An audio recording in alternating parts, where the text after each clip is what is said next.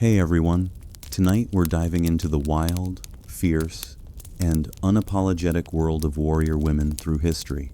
Picture yourself standing on a windswept plain, the air thick with dust, and the distant clash of steel as a woman in armor charges forward, her eyes blazing with defiance. These aren't myths or movie heroines, they're real, and they carved their names into history with blades, bows, and unbreakable will.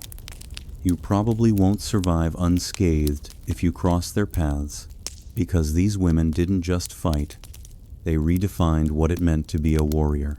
So, before you get comfortable, take a moment to like the video and subscribe, but only if you really like what I'm doing here. Drop a comment with your location and local time. I love seeing where you're joining us from, whether it's midnight in Tokyo or breakfast in Boise. Now, turn down the lights, maybe turn on the fan for some soft background music, and let's get started tonight. You're standing on the windswept Eurasian steppes, the grass bending under a sky so vast it feels like it's pressing down on you.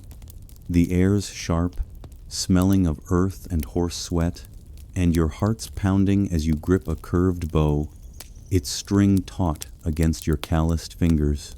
You're no ordinary wanderer, you're a Scythian woman, born to a nomadic people who don't just ride horses, they live as one with them. Your hair's braided tight, your leather tunic scarred from sparring, and your eyes scan the horizon for threats or prey. The Scythians, a fierce culture thriving from the 7th to 3rd centuries BCE, didn't care about your gender, they cared about your aim. Women like you fought, hunted, and rode alongside men, your arrows as deadly as any warriors. The canonical event here is the Scythian women's role in defending their people during conflicts like the Persian invasions around 513 BCE, when Darius I learned the hard way that nomads don't negotiate with empires. Historians still debate whether these women were a distinct warrior class or just everyday Scythians who grabbed a bow when trouble came, but you're too busy knocking an arrow to care. Your bow's not some flimsy stick, it's a composite marvel of wood, horn, and sinew, small enough to fire from horseback, but powerful enough to punch through armor. You're riding now, thighs gripping your horse as it thunders across the steppe, your clan behind you, a blur of hooves and shouts. An odd detail, Scythian women often tattooed their bodies with swirling animals, deer, griffins, snakes, believed to channel spiritual protection. Your arms inked with a leaping stag, its lines itching under sweat as you draw your bow. The enemy's a distant line of Persian cavalry, their spears glinting like they think they've already won. You loose an arrow, hear it whistle, and watch a rider drop. Your clan cheers, a wild sound that drowns out the wind. This isn't just survival, it's defiance. A middle finger to anyone who thinks they can claim your land or your freedom. You weren't raised to be delicate. From childhood, you wrestled, shot, and rode until your hands bled and your legs forgot how to walk. Your mother taught you to skin a deer. Your father taught you to aim for the throat. Gender's irrelevant when survival's on the line. Scythian graves, dug up centuries later, show women buried with weapons, some with arrowheads still lodged in their bones. You're not surprised. You've got a scar on your ribs from a raider's blade that got too close. The men in your clan don't blink at your presence. They know you've earned it. A guy named Xerxes, who fancies himself a poet, tries to flirt mid-battle, comparing your aim to a hawk's. You tell him to shut up or you'll aim at him next. He laughs, but he's not entirely sure you're joking. The sun dips low, painting the steppe gold, and you rein in your horse, your quiver lighter than it was at dawn. The Persians are retreating, their shiny armor no match for your clan's hit-and-run chaos. You're not chasing glory, you're chasing survival, and maybe a good story to tell around the fire. Xerxes is already composing a bad poem about your stag tattoo, and you're tempted to accidentally nick him with an arrow to make him stop. The steppe stretches endless before you, and you know this fight's just one of many. You sling your bow, pat your horse's neck, and ride back to camp. The wind carrying the faint sound of your clan's victory whoops. Tomorrow's another day to prove you're as much a warrior as anyone, or maybe just to remind Xerxes that your arrows don't miss. Either way, you're ready. You're galloping across the same endless steppe, your horse's hooves drumming a rhythm that matches your pulse. But now the air feels heavier, charged with stories whispered by Greek traders who've wandered too far from their marble cities. They call you, and your Scythian sisters, Amazons, half-mythical women who fight like men and live free of their rules. You smirk at the word, your bow slung across your back, because you're no legend, you're flesh and bone, with a scar on your knuckles from a fight you don't talk about. The Greeks, with their scrolls and statues, have spun your people's lives into tales of one-breasted warriors who hate men and worship war. The truth? You don't cut off body parts, and the only thing you hate is a dull blade. The canonical event here is the Greek creation of the Amazon myth in the 5th century BCE, inspired by real encounters with Scythian women warriors during trade and conflict. Historians still debate whether these stories were exaggerated to scare Greek men or to romanticize a freedom they couldn't grasp. But you're too busy checking your quiver to care. Your clans camped near a river, the water glinting like polished bronze under the sun. You're sharpening your dagger when a Greek merchant, all beard and swagger, offers you wine for a story. He's heard of Amazons, wants to know. If you're one, you toss him a grin sharper than your blade and say, "Tell your poets, I don't need myths to win." He laughs, nervous, and scribbles something on a wax tablet. The Greeks are obsessed with your life women who ride, shoot, and don't bow to anyone. They write about queens like Hippolyta or Penthesilea, who fought Achilles at Troy in their epics. You've never met a Hippolyta, but you know a woman named Tashka, who once shot 3 raiders from a galloping horse. She's snoring by the fire now, her bow beside her, probably dreaming of better wine than this guy's offering. An odd detail? The Greeks claimed Amazons burned off one breast to draw a bow better. A story so wild, even your cousin laughs till she chokes on her mare's milk. You've drawn 1,000 arrows, and your body's just fine, thanks for the concern, Athens. The rumor's probably their way of explaining why you're better shots than their soldiers. You're out here living, not posing for their vases, but those vases show up everywhere painted with women in trousers, wielding axes, looking like they're about to ruin someone's day. You've seen one, traded for a jug of oil. The artist got the bow right, but made your nose look like a turnip. Typical. The Greeks love their stories, but they don't get it you fight because it's your life, not because you're trying to star in their Iliad. Night falls, and the steppes alive with cricket songs and the crackle of your fire. The merchant's gone, probably to write another tall tale about man-hating warrior queens. You don't care. Your clan's packing up tomorrow, moving east to fresher grazing lands. Tashka wakes up, grumbles about the wine, and challenges you to a spar. You dodge her blade, land a mock punch, and both of you laugh under the stars. The Greeks can keep their myths, your life's realer than their stories, bloodier too. You sharpen your dagger one last time, the metal singing against the stone, and wonder what other nonsense they'll write about you. Probably something about fighting a hydra. Let them dream. You've got actual battles to win, and a horse that doesn't care about your gender, just your aim. You're standing in a charred field, the air thick with smoke and the coppery tang of blood, your heart hammering as you grip a spear from the back of a chariot. You're Boudica, queen of the Iceni, and this isn't a battlefield, it's your revenge. It's 60 CE, and the Romans have pushed you too far, stripping your land, flogging you, and harming your daughters. Your red hair streams like a war banner, your gold torque glints under a gray British sky, and the tribes you've united roar behind you. The Romans thought they'd broken you. Instead, they lit a fire that's about to burn their world down. The canonical event here is Boudica's rebellion in 6061 CE, when she led a coalition of British tribes to sack Roman settlements like Camulodunum and Londinium, killing thousands. Historians still debate whether her uprising was a desperate bid for freedom or a calculated power play, but you're too busy shouting war cries to care.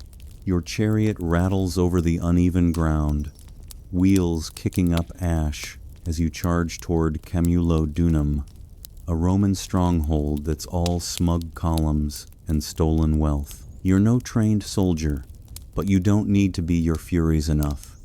Your warriors, painted and woad, scream like the wind itself, their swords and spears a jagged forest. An odd detail, some fighters tied bells to their chariots, believing the clanging scared Roman spirits, or at least their horses. Your own chariot's got one, a bronze thing jangling like it's mocking the enemy's neat formations. The Romans, with their shiny armor and rigid lines, look like they're posing for a statue. You don't pose. You strike. Your spear finds a centurion's chest, and the city falls, its temples and villas crumbling into flame. You don't smile, but your heart howls. The tribes follow you because you're not just a queen, you're their rage-made flesh. You've lost everything, your husband, your daughter's safety, your people's pride. The Romans called you a barbarian, but they're the ones taxing your grain and whipping your back. You burn their cities, Camulodunum, Londinium, Verulamium, leaving over 70,000 dead, according to Roman scribes, who probably exaggerated to make you sound scarier. You're fine with that. Let them tremble. Your warriors loot gold, smash statues, and one guy's wearing a stolen Roman helmet backward, shouting about his new crown. You'd laugh if you weren't so focused on the next fight. Gerald's not here, but there's a warrior named Bran who keeps trying to flirt by offering you looted wine. You tell him to pour it on the ground for the gods. Instead, he does, but he's sulking. The sun sets on a smoldering horizon, and you rein in your chariot, your hands sticky with sweat and ash. The Romans are regrouping, their governor Suetonius plotting something clever. You know this can't last. Your army's fierce but undisciplined, and Rome's got more soldiers than you have spears. Still, you stand tall, your daughters watching from the camp, their eyes fierce like yours. You're not fighting for glory or a crown. You're fighting for them, for the land that's yours, for the right to breathe free. The bells on your chariot jingle faintly as you ride back to camp, the tribes chanting your name. Tomorrow's another battle, another chance to make Rome regret crossing you. You sharpen your spear, ignore Bran's latest wine offering, and let the firelight dance on your torque. The stars above whisper of freedom, and for now, that's enough. You're thundering across a Japanese battlefield in 1184, your horse's hooves kicking up dust as you grip a naginata, its curved blade flashing under a blood-red sunset. You're Tomoe Gozen, a samurai woman of the Minamoto clan, and the Genpei War's chaos is your home. Your armor, lacquered black and red, clinks with each move, your hair tied tight to keep it from your eyes. You're not here for glory, you're here for loyalty, for your lord Yoshinaka, and maybe just to prove you're better than the men who underestimate you. The canonical event is Tomoe Gozen's legendary stand at the Battle of Owazu in 1184, where she fought fiercely for the Minamoto, cutting down enemies with skill that made her a legend in the Heike Monogatari. Historians still debate whether she was a singular hero or a symbol of many samurai women, but you're too busy slicing through a Terra warrior's defense to care. Your naginata's not just a weapon, it's an extension of you, light enough to spin, heavy enough to cleave armor. The Taira clan soldiers charge, their spears like a forest of thorns, but you weave through them, your horse dancing to your commands. An odd detail, some samurai women wore men's armor to confuse enemies, and you've done the same, your breastplate hiding your form but not your ferocity. A Taira captain spots you, thinks you're an easy mark, and lunges. You parry, spin, and take his head. In one fluid strike his helmet rolls, like a bad decision. Your comrades cheer, but you don't pause. There's another fool coming, and your blade's still sharp. The battlefield's a mess of screams, steel, and banners flapping like wounded birds. A young warrior, Kenji, keeps trying to impress you with poetry mid-fight, shouting haikus about cherry blossoms and blood. You tell him to focus, or he'll be writing his own elegy. You weren't born to this war, but it found you. Trained from childhood in swordplay, archery, and riding, you learn to fight because samurai blood runs in your veins, not because of your gender. The Heike tales will later say you were a match for 1,000, and though you roll your eyes at the exaggeration, you've earned the respect of men who'd rather die than admit it. Your lord Yoshinaka trusts you to lead, to kill, to hold the line when others falter. But the Minamoto's victory isn't certain. Betrayals and politics churn like the river you cross to get here. You cut down another enemy, his sword clattering uselessly, and wonder if loyalty's enough when clans turn on each other like wolves. Kenji's still reciting poetry, now about your naginata's graceful arc. You consider accidentally nicking his armor to shut him up, but he's too earnest to hate. The sun dips lower, painting the sky like spilled wine, and you rein in your horse, your breath heavy but steady. The battle's turning against you. Owazu won't end well for Yoshinaka, and you know it. Still, you fight on, because that's what you do.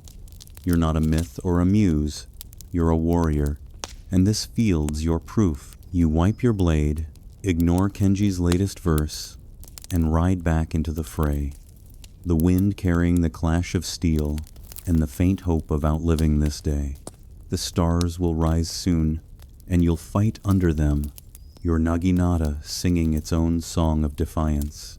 You're striding through the humid heat of 18th century Dahomey, your feet bare against the red earth, a musket slung across your back, and a machete gleaming at your hip. You're an Agoji, one of the elite women warriors of the West African kingdom, known to European traders as the Amazons of Dahomey.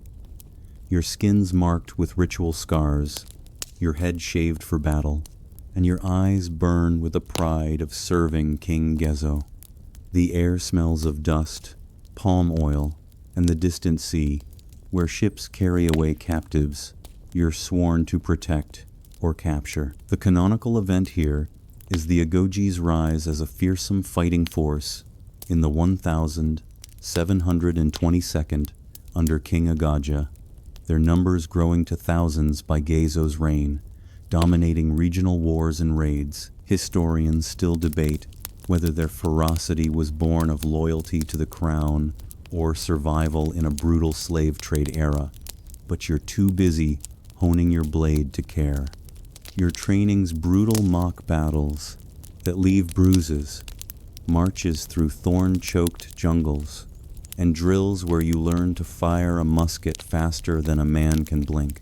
You're part of a sisterhood, women who live apart, swear off marriage, and answer only to the king. An odd detail? The Agoji carried bells on their belts, their jingle, a psychological weapon to unnerve enemies before the fight even started. Yours clinks now as you move through the training ground, a rhythmic warning that you're coming. The enemy today's a rival tribe, their warriors advancing with spears and shields. But you're ready. You charge, machete raised, your voice joining the Agoji war cry, a sound that could rattle the gods. One swing, and a warrior falls. Another, and you've cleared a path. Your sisters flank you, moving like a tide, unstoppable and precise. The men in your kingdom don't underestimate you. They've seen what happens when they do. A trader from Uida, all pomp and bad French, tried to flirt during a market visit, offering you beads for a smile. You showed him your machete instead, and he hasn't been back. Your comrades laugh about it still, especially Ajoa, who's got a knack for mimicking his panicked run. The Agoji aren't just fighters. You're the king's guard, his enforcers, his legend. You raid villages, protect trade routes, and sometimes take captives for the European ships, a grim duty that leaves a bitter taste. But survival's the game, and Dahomey plays to win. Your musket's heavy, but your aim's true. Last week, you dropped a leopard with one shot, earning a nod from the king himself. The sun's sinking, casting long shadows over the training ground, and you pause to drink from a gourd, the water warm but sweet. The next battle's coming, maybe tomorrow, maybe a month from now, but you're ready. Ajoa's sharpening her blade nearby, humming a song about the sea. You don't dream of peace, you dream of victory, of proving your strength in a world that chews up the weak. The bells on your belt jingle as you stand, a soft reminder of the fear you carry. The stars are peeking out, and you know they'll watch you fight, unflinching, like the warrior you are. You sling your musket, check your machete, and walk back to the barracks, ready to make the earth shake again. You're charging across the Mongolian steppe in 1260 CE, your horse's hooves pounding like thunder, your grip tight on a bow that's seen more battles than most men's swords. You're Kutulin, great-great-granddaughter of Genghis Khan, and the wind carries your name like a warning. Your armor's light, built for speed, your hair braided under a felt cap, and your eyes are locked on a rival warrior who thought he could outride you. Spoiler, he can't. The canonical event here is Kutulin's legendary wrestling matches and battlefield exploits under her father Kaidu's command in the 13th century, where she amassed a fortune in horses by defeating suitors and enemies alike. Historians still debate whether her strength was a political tool for her father's ambitions or a personal defiance of Mongol gender norms. But you're too busy aiming an arrow to care. Your clan's fighting a rival Mongol faction, their banners flapping like desperate wings. You're not just a warrior, you're a spectacle, a woman who wrestles men into the dirt and rides like the steppe itself is afraid of you. An odd detail? You once wagered 10 horses against a suitor's 100, pinned him in seconds, and walked away richer while he limped off to rethink his life. Today's no wrestling match, it's war. You loose an arrow, watch it sink into an enemy's shoulder, and wheel your horse before he can retaliate. The battlefield's a chaos of dust, shouts, and clashing steel, but you move like water, fluid and unstoppable. A warrior named Bat Bayar, who's been trying to impress you with bad poetry about your tiger-like grace, shouts something encouraging. You ignore him and take down another rider, because poetry doesn't win wars. You weren't raised to be soft. From childhood, you trained with bow, sword, and wrestling holds, your father treating you like a son because you fought like one. Marco Polo, that nosy Venetian, will later write about you, calling you a superb warrior who could seize a man like a hawk. You don't care about his words. You care about the herd of 10. 0, 0, 0 horses you've won, each one a testament to your strength. Your father trusts you to lead, to advise, to break lines when others falter. Some nobles whisper, "You're too powerful, too unnatural for a woman." You'd challenge them to wrestle, but they'd probably faint first. The fight shifts, and you pivot, firing from horseback as your clan drives the enemy back. Bat Bayar's still yelling, now about your storm-like ferocity. You consider, accidentally, grazing his horse to shut him up, but he's too loyal to deserve it. The sun's dipping, painting the steppe in shades of fire, and you rein in your horse, your quiver nearly empty, but your heart full. The enemy's retreating, their banners broken, and your clans chanting your name. You're not here for fame, you're here for your father, your people, and maybe just to remind everyone that strength doesn't care about gender. You sling your bow, pat your horse's sweat-slick neck, and ride back to camp, the wind carrying Bat Bayar's latest poem, something about wolves and moonlight. You roll your eyes, but let him live. The stars are rising, and you'll fight under them tomorrow. Your legend growing with every horse you claim. You're trudging through the muddy fields of 1,429 France, your boots sinking into the earth, a suit of white armor clanking awkwardly on your 17-year-old frame. You're Joan of Arc, a peasant girl from Domremy, and you're carrying a banner, not a sword, because the voices in your head, Saints Michael, Catherine, and Margaret, told you to rally, not kill. The air smells of rain and smoke, and the 100 Years' War has turned the land into a patchwork of despair. Your mission? Lift the siege of Orléans and crown a king, all because heaven apparently thinks you're the one for the job. The canonical event here is the siege of Orléans in 1429, where you, an illiterate teenager, led French troops to a stunning victory, turning the tide against the English. Historians still debate whether your success came from divine inspiration or sheer charisma, but you're too busy dodging arrows to care. Your armor's heavy, borrowed from a soldier who thought you were crazy until you stared him down. The French army's a mess. Grumpy knights, skeptical captains, and a Dauphin who's more nervous than noble. You ride into Orleans, banner high, and the city's starving defenders cheer like you're already a saint. An odd detail? You refused to fight on Sundays, claiming it was God's day, even when the English kept shooting. Today's not Sunday, so you're in the thick of it, shouting orders from horseback as cannonballs scream past. You're not swinging a sword, you're a symbol, a flame-haired girl in armor who makes men believe they can win. A knight named Pierre tries to flirt, comparing your eyes to heaven's dew. You tell him to focus on the ramparts, or he'll meet heaven sooner than he thinks. He laughs, but he's not entirely sure you're joking. The English are dug in, their archers raining death, but you weave through the chaos, your banner catching the wind like a holy signal. Soldiers follow you, not because you're noble, but because you're fearless. You've never held a sword in battle, yet here you are, directing charges, dodging arrows, and yelling at captains twice your age to move faster. Orleans breaks free, the English retreat, and the city's bells ring like they're shouting your name.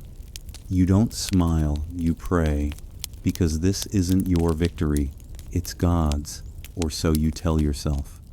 The men around you, though, they're starting to believe you're more than human. Pierre's now calling you the maid, and you're not sure if it's respect or a headache in the making. The sun sets over Orleans, the city's walls scarred but standing, and you kneel in the dirt, your banner propped beside you. The voices in your head are quiet tonight, but you know they'll speak again. Rhymes, the Dauphin's crown, more battles. You're not fighting for glory. You're fighting because heaven picked you, and you're too stubborn to say no. Pierre's polishing his sword nearby, muttering about your divine glow. You ignore him, check your armor straps, and look to the stars. They're bright, unyielding, like the path ahead. You're just a girl, but you're carrying a nation, and you'll ride until the voices tell you to stop, or until the English do. You're charging through the smoke-choked battlefield of Aizu in 1868, your naginata slicing the air, its blade catching the fading light of a Japanese autumn. You're Nakano Takeko, a samurai woman of the Aizu domain, and the Boshin War's endgame is your stage. Your hakama pants billow as you move, your armor light but scarred, your hair tied back with a cord as practical as your resolve. The old samurai ways are crumbling, but you're not here to surrender. You're here to defend your home, your honor, and the life you were raised for. The canonical event is the Battle of Aizu in 1868, where you led the Joshigun, an all-female unit, in a desperate stand against imperial forces, cementing your legend as one of Japan's last samurai warriors. Historians still debate whether your defiance was loyalty to tradition or a personal rejection of a modernizing world, but you're too busy cutting through riflemen to care.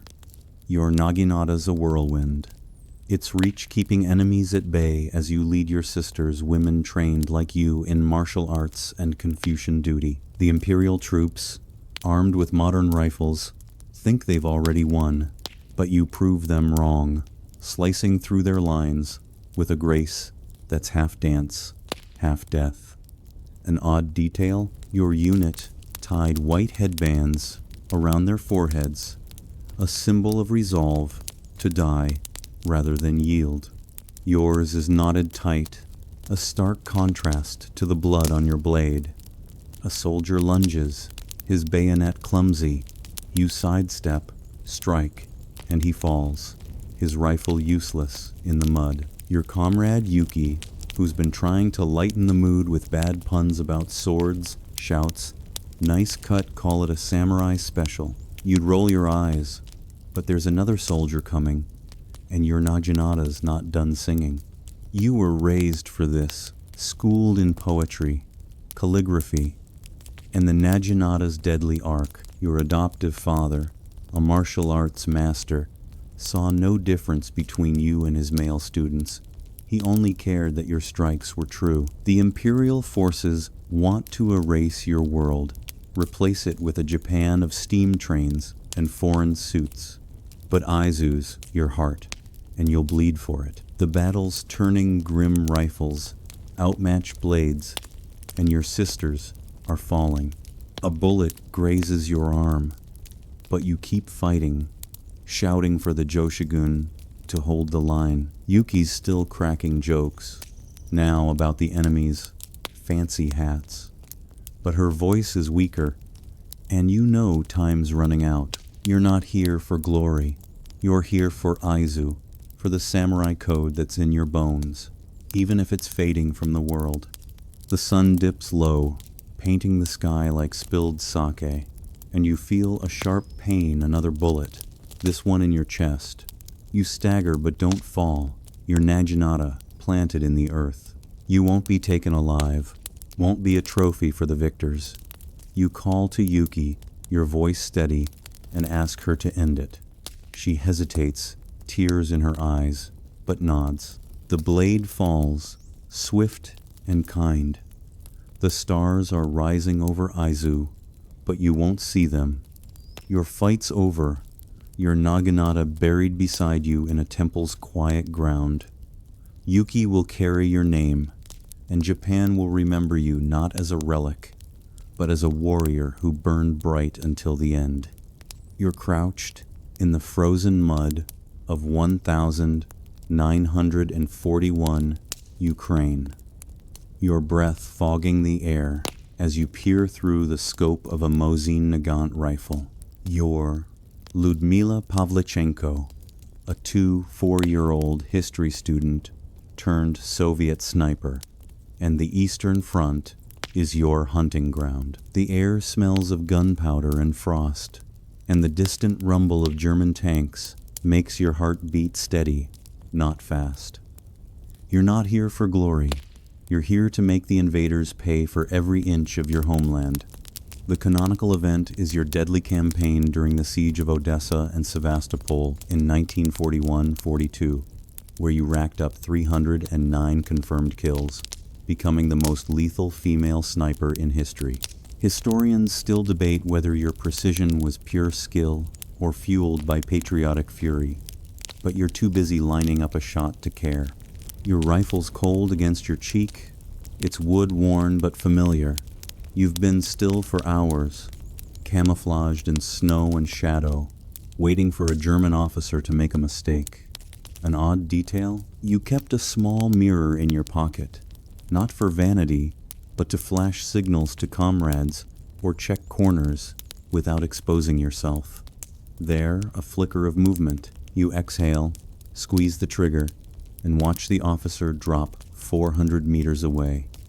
Another mark scratched into your rifle's stock.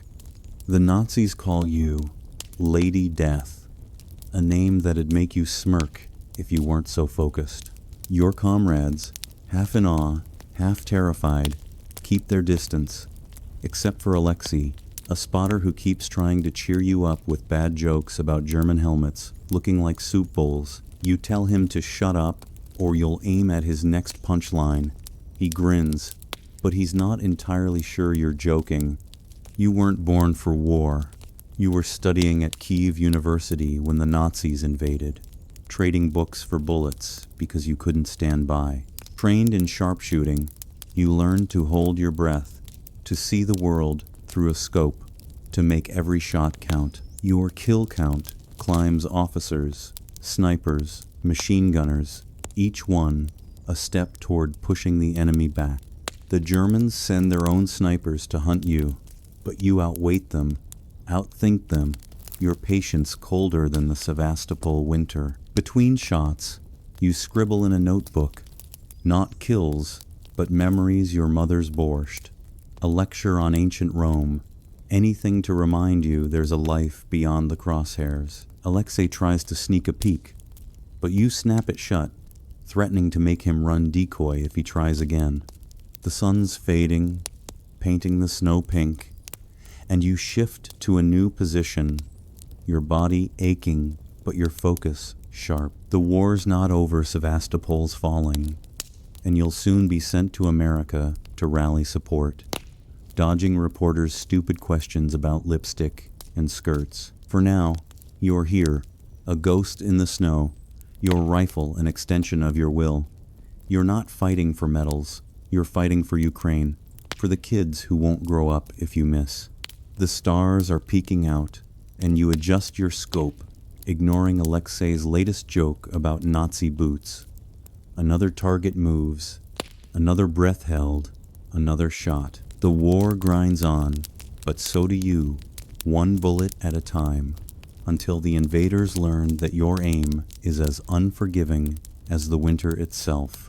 You're riding an elephant through the humid jungles of first-century Vietnam, the beast's steady sway matching the rhythm of your heart.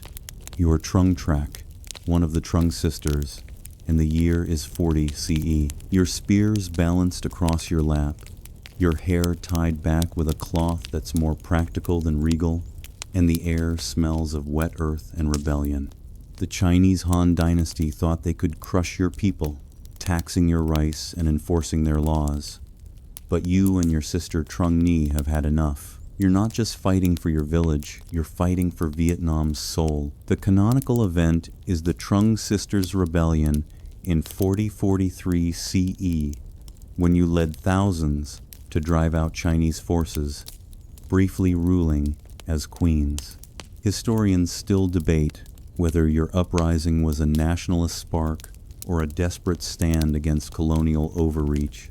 But you're too busy shouting orders to care. Your elephant, a massive creature named Bao, lumbers forward, its trunk swinging like a war banner. Your army, farmers, merchants, women, men, follows, their bamboo spears and bronze swords glinting in the dappled light. An odd detail, you trained on elephants because they terrified Chinese horses, giving your forces a psychological edge. A Han soldier charges, his spear aimed at Bao's flank. You thrust your own, catching him in the shoulder, and he falls into the mud. Knee, riding beside you, looses an arrow that drops another. The Chinese are disciplined, their armor gleaming, but they're not ready for your fury or Bao's bulk. A farmer named Vin, who's been trying to impress you with tales of his rice harvests, shouts something about your elephantine grace. You tell him to focus on the enemy, or he'll be harvesting dirt. He laughs, but his neck swings sharper. You weren't born for war, but it found you. Your husband's execution by the Chinese lit the spark, and your sister's defiance fanned it into flame. You trained together, rallying villages with speeches that made hearts burn. You're not queens by blood, you're queens by will, crowned by the people who'd rather die than bow. For 3 years, you hold the land, driving the Chinese back, your elephants trampling their neat formations. But their numbers are endless, their generals relentless. You know this can't last, but every victory buys your people a breath of freedom. Vin's still talking, now about your spear of justice. You consider tossing him off his horse to quiet him, but he's too good with a bow to lose. The jungle hums with insects and war cries, and you feel Bao's strength beneath you, a reminder that even empires can falter. The sun sets, casting gold through the trees, and you pause to let Bao drink from a stream, knees beside you, her face fierce but tired. The Chinese will return, stronger, but for now, your people sing of victory. You're not fighting for glory. You're fighting for the right to call this land yours. The stars emerge, and you pat Bao's rough hide, your spear still ready. Vin's humming a song about rice and rebellion, and you let him. His voice isn't half bad. The fight's not over, but tonight, Vietnam's yours, and you'll hold it as long as you and Ni can stand.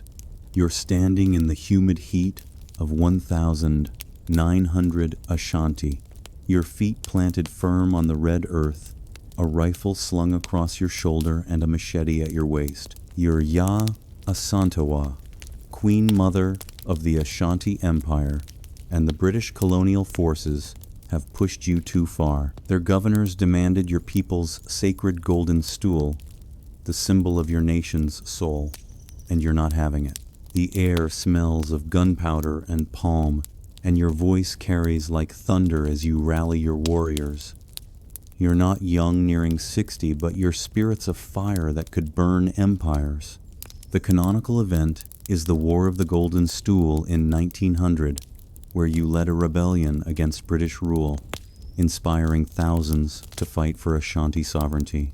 Historians still debate whether your stand was a desperate defensive tradition or a calculated strike against colonial arrogance, but you're too busy loading your rifle to care. Your warriors, men, women, young, old, gather around you, their faces painted with resolve, their spears and guns a jagged promise of resistance. An odd detail? You wore a ceremonial badakari, a war smock covered in amulets, believed to protect against bullets. It billows now as you stride forward, shouting for your people to fight or die as cowards. The British, with their red coats and smug officers, think their Maxim guns will break you. You prove them wrong, leading a charge through the jungle, your machete flashing as you cut through their lines. A soldier aims at you. You fire first, and he drops. Your nephew Kwame, who's been trying to lighten the mood with stories of outsmarting British scouts, yells, "That's our queen!" You tell him to save his breath for the fight. He grins, but his next shot's deadlier. You weren't born to lead armies, but destiny doesn't ask permission. As Queen Mother, you've advised kings, settled disputes, and guarded the Ashanti spirit. When the men hesitated, you shamed them into action, vowing to fight yourself if they wouldn't. The British underestimated you, thinking age and gender meant weakness. They're learning now, as your forces burn their outposts and choke their supply lines. The golden stools hidden, safe from their greedy hands, and every shot you fire is for its honor. Kwame's still talking, now about your lioness heart. You'd toss him into the next ambush to quiet him, but his aim's too good. The jungle's alive with war cries and gunfire, and you move like you're 20, your Batakari swaying like a banner of defiance. The sun dips, casting shadows through the trees, and you pause to reload, sweat stinging your eyes. The British are regrouping, their guns relentless, but your people hold firm. You're not fighting for victory alone, you're fighting for the Ashanti soul, for the right to stand unbowed. The stars begin to glimmer, and you grip your rifle, ignoring Kwame's latest tale of a cursed British boot. The war's not over, and neither are you. You lead your warriors back into the fray, the golden stool's spirit burning in your chest, ready to make the colonizers regret ever stepping on your land. You're trudging through the icy bogs of 9th century Scandinavia, your boots sinking into the frost-crusted earth, a shield strapped to your arm and an axe dangling from your belt. You're a Viking shield maiden, one of the rare women who fight alongside the men of your clan, and the air smells of salt, pine, and the promise of a raid. Your braids tucked under a wool cap, your leather armor scarred from sparring, and your eyes scan the horizon for longships or enemies. The sagas will later call you a myth, but your calloused hands and the weight of your axe say otherwise. The canonical event here is the Battle of Hafrsfjord in 872 CE, where Norse warriors, possibly including women like you, helped unify Norway under Harald Fairhair. Historians still debate whether shield maidens were common or exceptional, but you're too busy sharpening your blade to care. Your clan's preparing to raid a coastal village, the longship's oars cutting through the fjord like a blade through silk. You're not here for glory, you're here for survival, for your family's honor, and maybe a few silver coins to trade for a better cloak. An odd detail? Some Viking women were buried with weapons, their graves holding swords and spears, not as tokens, but as tools of war. Your own axe, nicked from a dozen fights, feels like an old friend. The village appears, its huts huddled against the sea, and your clan surges forward, shields raised. You block a spear thrust, swing your axe, and drop a defender before he can scream. The men fight beside you, not above you. Your brother Bjorn, who's been trying to cheer you up with bad riddles about ravens, shouts, "Nice swing, sister." You tell him to watch his left, or he'll be a riddle for Valhalla. He laughs, but he adjusts his shield. You weren't raised to be soft. From childhood, you trained with axe, sword, and shield, learning to move fast and strike hard. Archaeological finds graves like the one at Birka, with a woman buried in full warrior gear, prove you're no anomaly. Your clan respects your kills, not your gender, though Bjorn still teases you about your lucky axe. The raid's quick, brutal huts burn, silver's snatched, and you grab a bronze arm ring that'll look better on you than some villager. The enemy's scattered, but you know they'll regroup, and the sea's no kinder than the land. Bjorn's now reciting a saga about your axe's fearsome song. You consider accidentally tripping him into the fjord, but he's too good with a spear to lose. The longship rocks beneath you, and you feel the rhythm of the oars, the pulse of a life where strength is all that matters. The sun's sinking, painting the fjord gold, and you lean against the ship's prow, your axe resting beside you. The raid's done, but another's coming, there's always another. You're not fighting for fame. You're fighting for your clan, for the right to carve your name into the world's bones. The stars glitter above, cold and fierce like you. Bjorn's still talking, now about a frost giant he swears he saw. You ignore him, check your axe's edge, and let the sea's song carry you home. Valhalla can wait. You've got more villages to raid and more riddles to dodge. You're riding through the sun-scorched deserts of the 19th century American Southwest. Your horse's hooves kicking up dust as you clutch a rifle, your eyes scanning the horizon for danger. You're Lozen, an Apache warrior and spiritual guide, and the air smells of sage and the faint tang of gunpowder. Your braided hair swings beneath a bandana, your buckskin tunic marked by the wear of countless raids, and your heart beats with the rhythm of the land you're sworn to protect. The Apache are fighting a losing war against American and Mexican forces, but you're not here to surrender.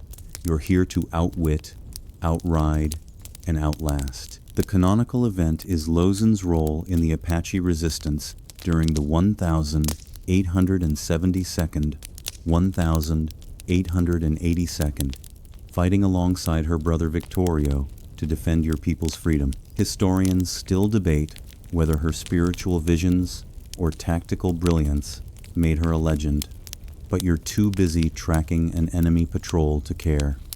Your horse moves like an extension of you, silent and swift, as you lead a small band of warriors through a canyon.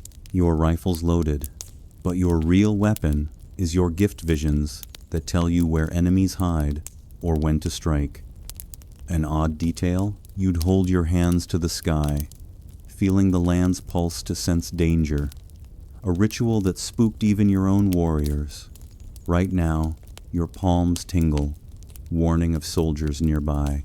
You signal your band to halt, and sure enough, a cavalry patrol creeps into view, their blue coats stark against the red rock. You fire, dropping a scout before he can raise the alarm. Your warriors follow, silent as shadows, and the patrol scatters. Your cousin Taza, who's been trying to lighten the mood with stories of outrunning coyotes, whispers, "You're scarier than the spirits, Lozen." You tell him to save his tales for camp, or he'll be running from you. He grins, but his next shot's steadier. You weren't raised for peace. From childhood, you trained with bow, knife, and horse, learning to read the desert like a book. Your brother Victorio called you his right hand, trusting your visions to guide raids and evade traps. The Americans call you a savage. Your people call you a shield.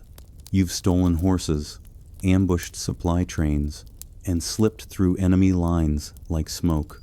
The deserts your ally canyons hide you. Wines cover your tracks. Taza's still talking, now about a ghost hawk he swears blessed your rifle. You'd toss him into a cactus to shut him up, but he's too good a scout. The soldiers are gone for now, but more will come. Their numbers endless, their guns heavier. You're fighting for your people's right to roam free, not for glory, and every ambush buys another day. The sun dips, painting the canyon walls gold, and you pause to drink from a canteen, the water warm but vital. Taza's carving a mark into his spear, muttering about your spirit eyes. The stars are rising, and you feel the land's pulse again, steady and unyielding. You're not just a warrior, you're a protector, carrying your people's hopes through a war that's grinding them down. You check your rifle, pat your horse, and lead your band deeper into the desert. The fight's not over, and neither are you. Taza's humming a song about hawks and freedom, and for once, you let it slide. It's not half bad. The Apache way lives in you, and you'll ride until the land itself tells you to stop.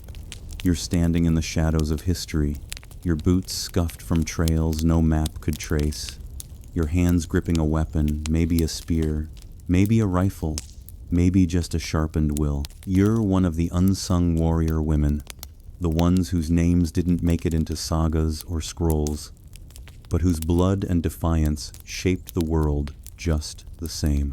The air is heavy with the dust of forgotten battles, smelling of iron, sweat, and the faint hope of survival. From ancient Mesopotamia to the jungles of pre-colonial Africa, women like you fought, not for statues or songs, but for their people, their homes, their right to exist. The canonical event here is the quiet persistence of countless unnamed women warriors across cultures, like those who fought in the Dahomey raids or rode with the Sarmatians, their stories buried by time and bias. Historians still debate whether these women were exceptions or a hidden norm, but you're too busy scanning the horizon to care. You're not one woman, you're many. Picture yourself as Nzinga Mbande, a 17th century Angolan queen, weaving through guerrilla battles against Portuguese slavers, your machete flashing as you outsmart their muskets. Or maybe you're a Celtic woman in 1st century Britain, wielding a sword beside your kin.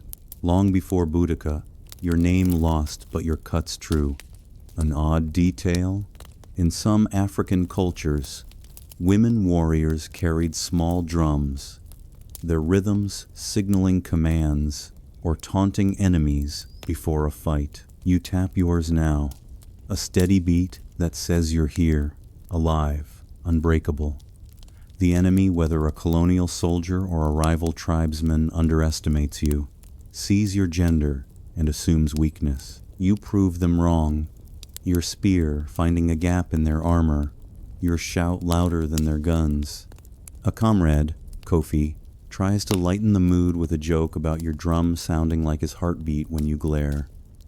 You tell him to focus or he'll be drumming his own funeral. He laughs, but his grip on his weapon tightens. You weren't born for glory. You trained in secret or in plain sight, learning to fight because survival demanded it. In Dahomey, you might have been an Agoji recruit, running through thorns to toughen your skin. In the Eurasian steppes, you rode horses until your thighs burned, your arrows sharper than the men's. History's scribes, mostly men, skipped your name, calling you a myth or a footnote. But graves don't lie skeletons with swords, scars, and arrowheads tell your story. Kofi's still talking, now about a warrior spirit in your eyes. You'd toss him into the next skirmish to shut him up, but he's too good with a sling. The battle's over for now, the enemy retreating, but you know they'll return. You're fighting for your village, your children, or just the right to breathe free in a world that wants you quiet.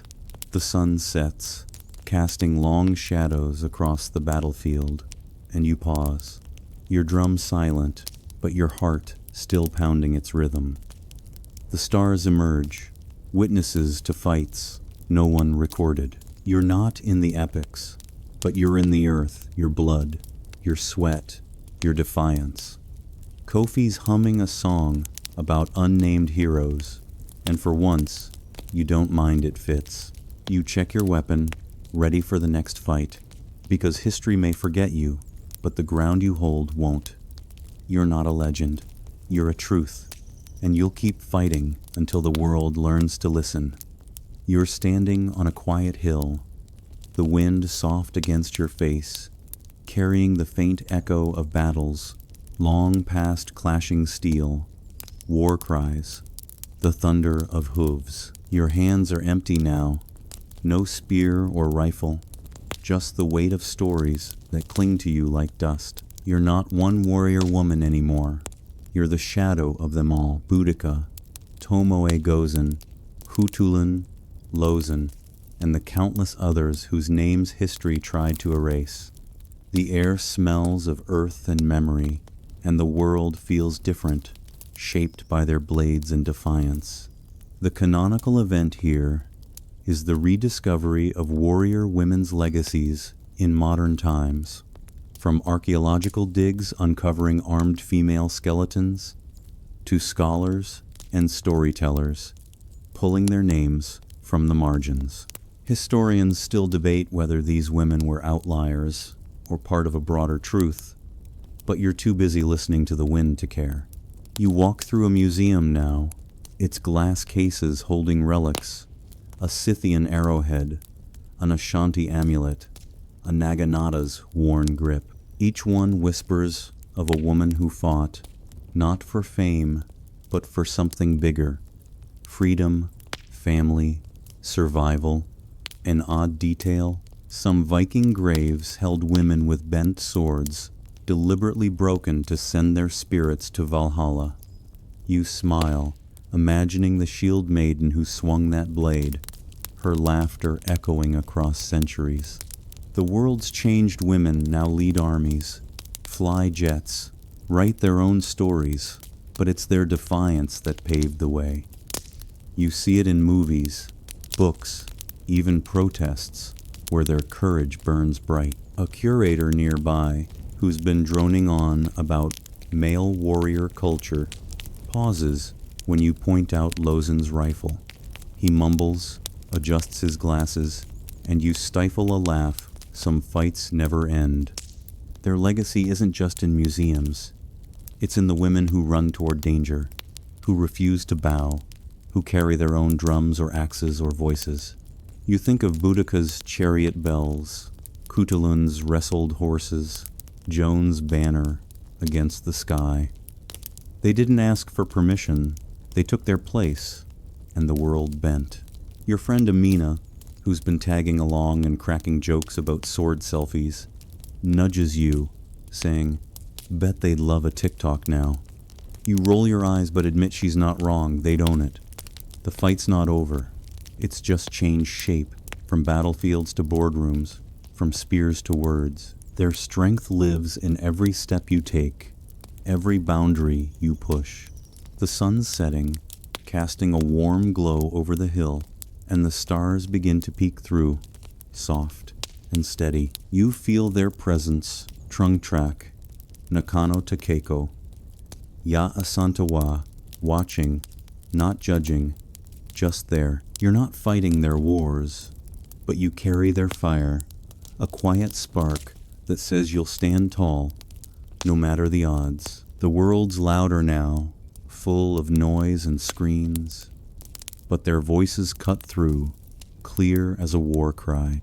Amina's humming a tune about unbreakable queens, and you let it linger. The night's calm, the hill silent, and you know their stories aren't done. They're yours to tell, to live, to pass on. The air grows still, the stars softening into a gentle blur, like a memory fading into dreams.